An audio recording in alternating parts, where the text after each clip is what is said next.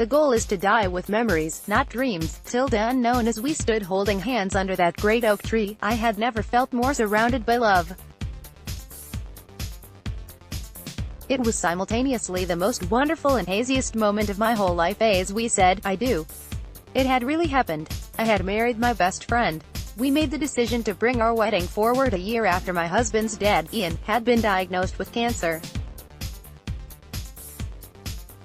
In 9 months we had planned and executed our perfect wedding day. And he was there. We drank and sang and danced the night away. And 3 days later my now father-in-law dropped us at the airport to leave for our honeymoon. We were so looking forward to a week away to reflect on the wedding and come down from the madness of the past 9 months. But after just 24 hours we were on a plane heading back to England. Ian had passed away suddenly. After a restless week of tears, hugs, and family time, it hadn't even begun to sink in. We're now months down the line and it still hasn't really begun to sink in. I had lived with my mother and father-in-law for a few years prior to this. This was a man who quite literally made me laugh every day. But perhaps most importantly, this was a man who always told us to follow our dreams, travel the world, and do what makes us happy. It's hard to accept he's gone. I had always admired his outlook on life. And though he is no longer here in person, he has left us with some rules to live by that I will carry with me forever. 1. Always make time for people. Life can be busy, sometimes a little too busy. But one thing that Ian always did so naturally was make time for other people. Whether he knew them well or not, he always had time for a chat. He got to know people, he shared stories with them. But more than that, he listened to their stories and he loved to hear about people from all walks of life. Everywhere he went, people were happy to see him. Even if it was just a week's holiday to Spain, you knew he'd be leaving with a bunch of hilarious stories from the locals and people he met. He had an aura about him that just seemed to attract people and make them want to stop and talk to him. So what have I learned from this? Okay, so life is busy. But it will pass you by if you let it. Sometimes it's worth taking that extra 5 minutes to stop and talk to someone. Take time to get to know them. Making time for other people is such a satisfying feeling. You never know whom you're going to meet. You never know how people are going to affect or influence your life. But not only that, you have no idea how you could influence or change someone else's life, even with just one conversation. One thing that gets me down, and something I try not to do too much these days, is reading the news. Reading about how people treat one another, especially given everything that's going on at the moment. Just making time for people you don't usually speak to, or getting to know someone new can do wonders for restoring your faith in humanity. There are some incredible people out there. My husband, like his dad, is very good at getting to know people. As we drunkenly made conversation with a taxi driver one night, we discovered he was a Buddhist and he was from India. That's not the remarkable part.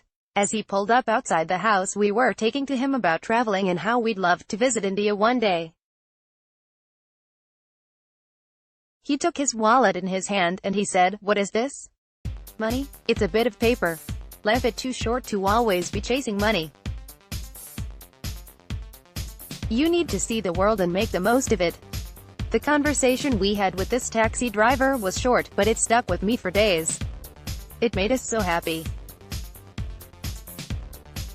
We even took his card so we could call on him next time we needed a lift, and maybe a motivational chat about life. We've always known we were going to travel again, one day, and while we understood his point about money just being a bit of paper, you do need some to get you started, even if it's just booking a one-way ticket. But this conversation had got us excited and we started dreaming of ways we could travel on a budget. Turns out, if you think outside the box, travel can be much cheaper than you think. To travel soothes the soul. Ian loved to travel. He visited some incredible places in his lifetime, and was always on the lookout for his next adventure. Like I said, he loved getting to know new people and experiencing different ways of life. He was always the first to put him and his wife forward for an adventure, and they have some truly incredible stories as a result.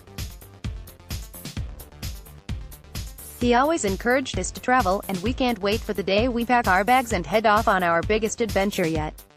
And wherever we go, a piece of him will always be with us.